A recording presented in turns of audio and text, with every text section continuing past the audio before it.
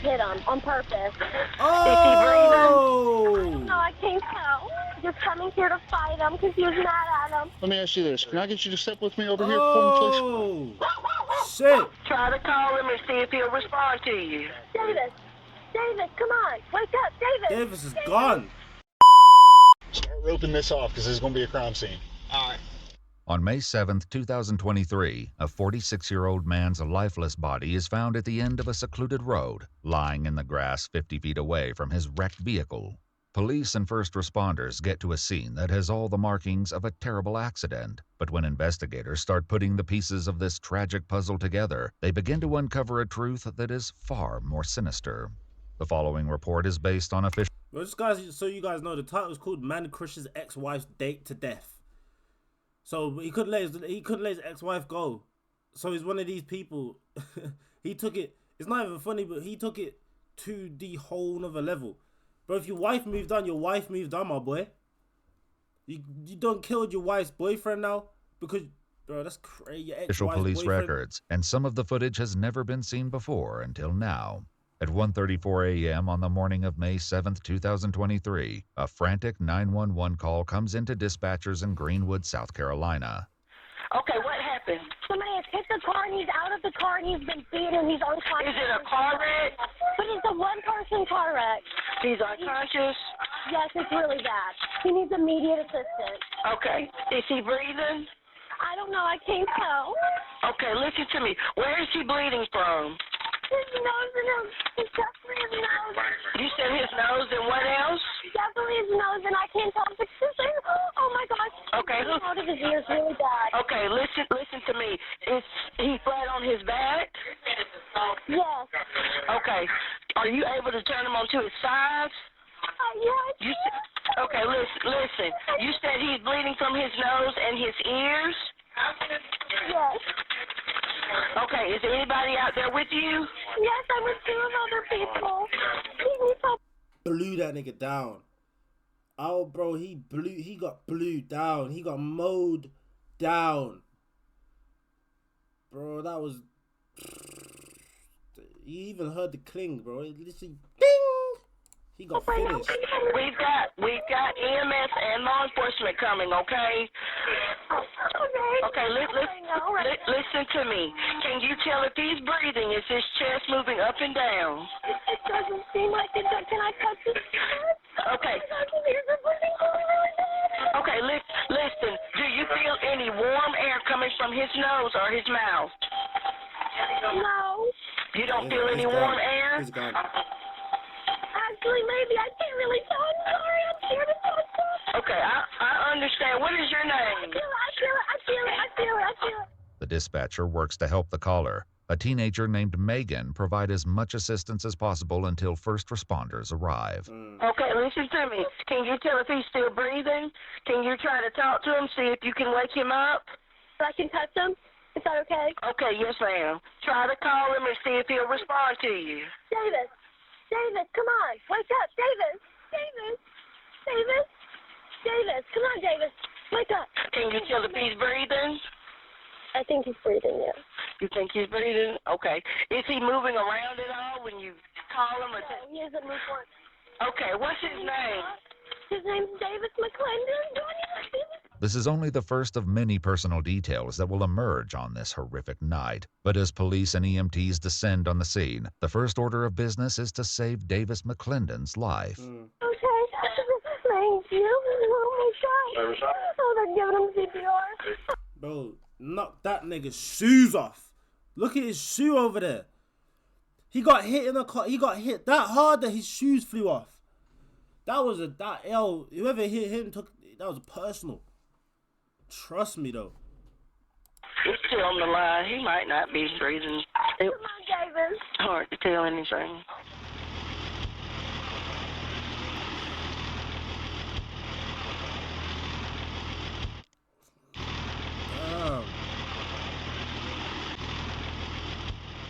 As the first deputies and medics arrive on the scene, it becomes quickly clear that the 911 caller's use of the phrase one-person car wreck was misleading. Of course. It's true that only Davis McClendon is here at the scene, but a deputy notes that his injuries are consistent with being struck by a vehicle. His damaged BMW is sitting some distance away, and the vehicle that seemingly hit both Davis and his car spilled oil all over the road. In fact, the oil isn't just splattered here at the scene. It leaves a trail heading away from the Hunters Creek subdivision. 2 Greenwood deputies decide to follow that trail, and from what Megan and her friends have said, they have a pretty good idea where it will lead them. Myself and 316 are going to head over there, see if the vehicle's there. The house that he's supposed to be at with the kids is... Are you heading there now? Yes. I'm going to head with you. No, stay here. Yates and I are going to go over there. We're going to see if the car's there. You know what vehicle it was in? Negative. We're going to go see if we can find a vehicle there. Start roping this off because this is going to be a crime scene. All right.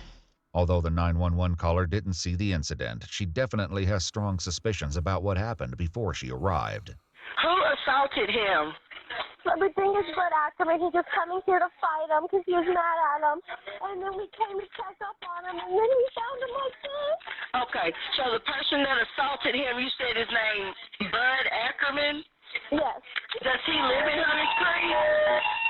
Well, he lived in Hunters Creek until him and his wife got separated, and he had him moving on his parents' and like right outside of Hunters Creek. It's like 2 minutes away. It's like Old Abbeville Highway. Pause. So boom, guys, I just opened up a brand new community for you guys. If you guys want to learn how I'm doing big on YouTube, how I'm doing big on TikTok, I have 300+ on TikTok. I have 70K on YouTube on our main channel. I have just started a reaction channel which you guys are watching right now. So boom, all you guys have to do is click the first link in the description. It's going to send you to the memberships. Become a member, bro. And I'm going to send you a Discord link. You're going to join that Discord link and you're going to get videos in there. You're going to have a community of people in there. There's like-minded who wants to do YouTube. Who wants to get this internet money. Let's get this internet money together, bro. I'm not big yet, but I'm going to be there, bro. You guys want to get there too? Let's get it together. Let's go. Bam. Okay, did he assault him? Did he have a weapon, or do you know? Did anybody see him assault him? Did anybody see it happen? No, I don't think so. We got here. Nobody was here. We just thought we were going to leave until I saw his body a couple feet away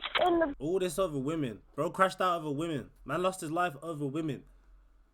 Over a woman. You know what I mean?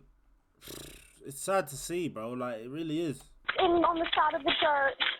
Megan, who is still back at the scene, is not alone.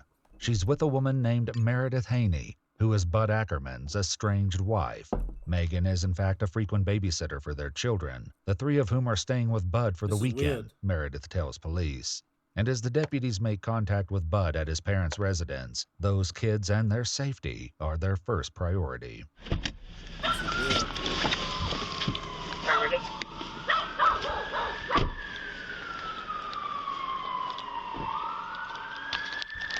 Okay, boy, I see it. Hey, garage is Where's the open. vehicle?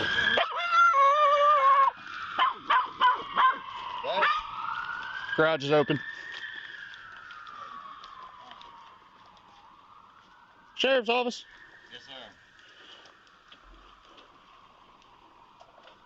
sir. Are there some kids here? Yeah. Yep. Okay, whose kids are they? Mine. Yours and who? My wife. Okay. Let me ask you this. Can I get you to step with me over here for me, please? All right. You have your ID on you? I do not. Okay, just step over here for me. Bud will do very little talking to police that night, but they've already got the beginnings of a tangled backstory, merely from what Megan told them in her initial call. Okay, so how did y'all know he was out there? Because he's dating my wife, and he's been really jealous. He was really mad. He's been trying to find her all night. Okay, so David has been dating Bud's ex-wife? Yes. It will later emerge that Meredith and Bud separated and began divorce proceedings approximately 1 year earlier. But while Bud will later admit that this breakup was against his wishes, his frustration with the situation reaches a new level on April 29th. Okay, I got it. So Bud Ackerman ran that nigga over, blew his shoes off, because he's now dating his ex's wife. So you crashed out and killed a guy, ran him over, blew him down, because he's dating your ex-wife. You need to get a grip, my nigga. You need to get a grip, bro. Crashing out over a woman's crazy, but crashing out over your ex-wife because someone's dating her now is even crazier, though. Like, that's some... You're soft, bro. 2023, about a week before the incident. That's when he learned from a mutual friend that Meredith had begun dating a man named Davis McClendon. Investigators will later find a text message Bud sent to a friend expressing his outrage at the news. Bud texts, "What the hell is Davis thinking, man? I mean, what the hell, Danny?" Danny replies back, "I have no clue what you're talking about. What did he do?" Bud writes, "He's been Meredith." He goes on to say, "I had my suspicions, but it was confirmed by her. I can't believe he'd do that to me. I mean, damn, I've known him my whole life." Oh, is that his boy? And when Danny simply Is that his boy? writes, "I don't know what to tell you, Bud," Bud replies, "Damn, I don't know either. It's just up." Exactly 1 week after the text exchange, on the evening of Saturday, May 6th, Meredith and Davis go out to dinner at a restaurant called Break on the Lake, where security cameras pick up their arrival. It's only 4.5 hours before the tragedy on Avid Road. Davis goes inside while Meredith stays behind in the car. She's FaceTiming with her kids, who are at Bud's house and using their dad's phone to chat with her. What she doesn't know is that Bud is observing the screen as well, and he recognizes the scenery in the background. He doesn't know for certain that she's with Davis, but he has his suspicions. It's 8:48 p.m.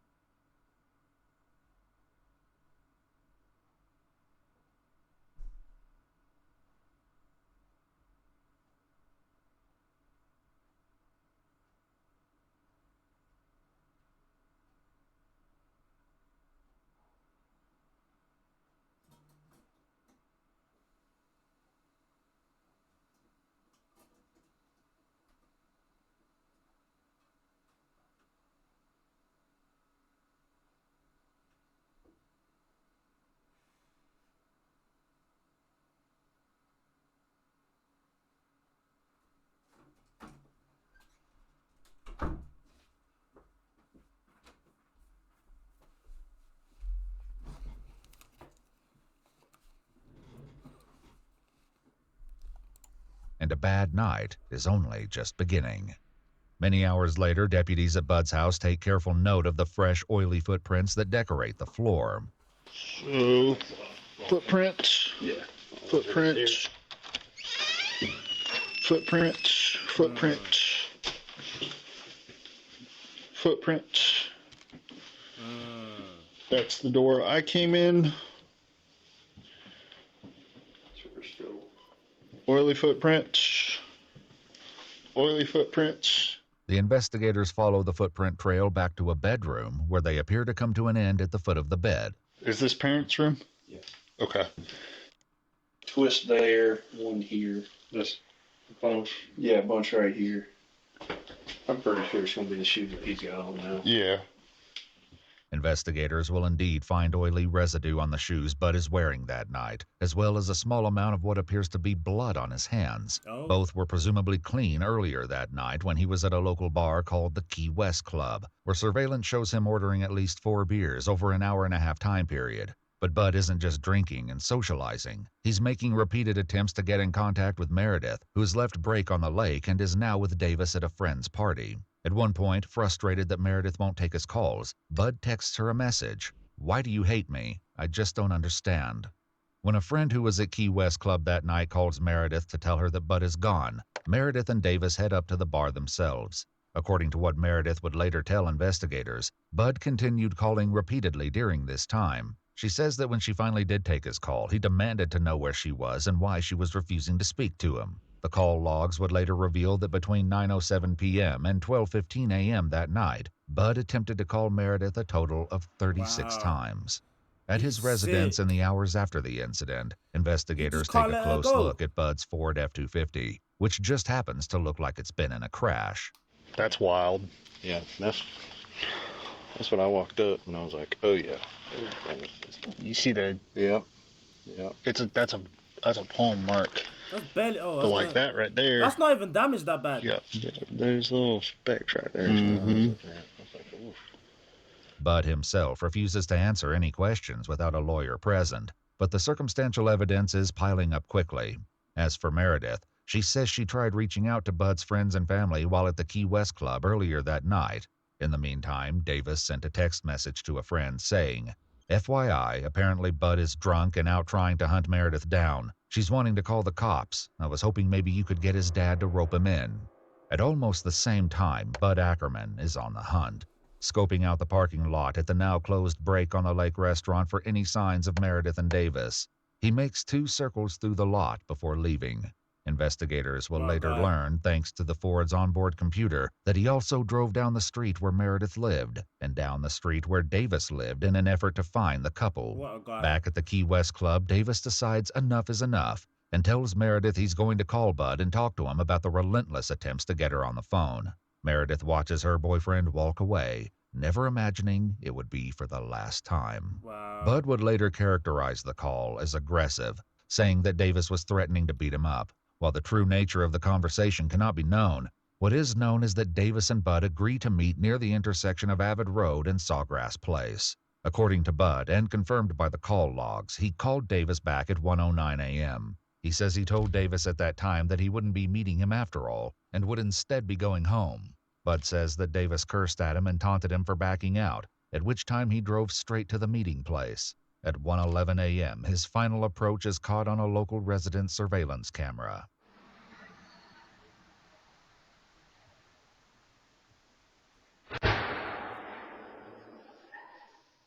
The camera only captures the sound of the impact, but another resident's camera records the moment of impact itself.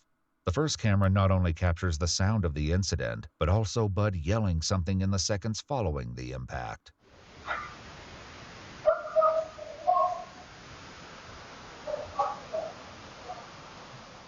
At 1:13 a.m., Bud's truck can be seen leaving the area.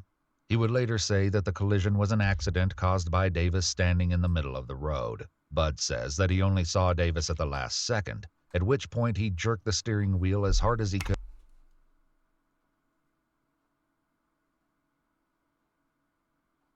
Come on now, bro. Come on. That's the best you can think of? I didn't see him till the last minute? Bro, you wanted him out of here.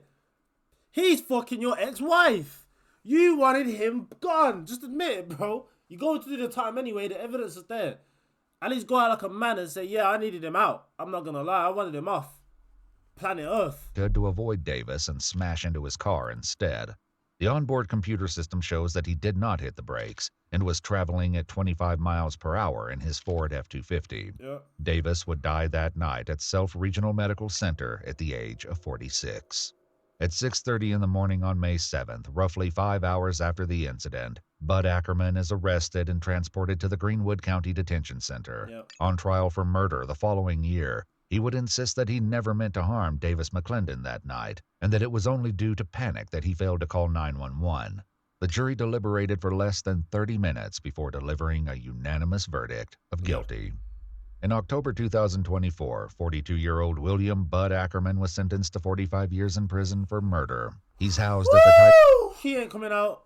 He's not coming out. It's over with. He crashed out over a woman and lost the rest of his life because he was upset about women, and also he was drinking. This is why you guys shouldn't drink.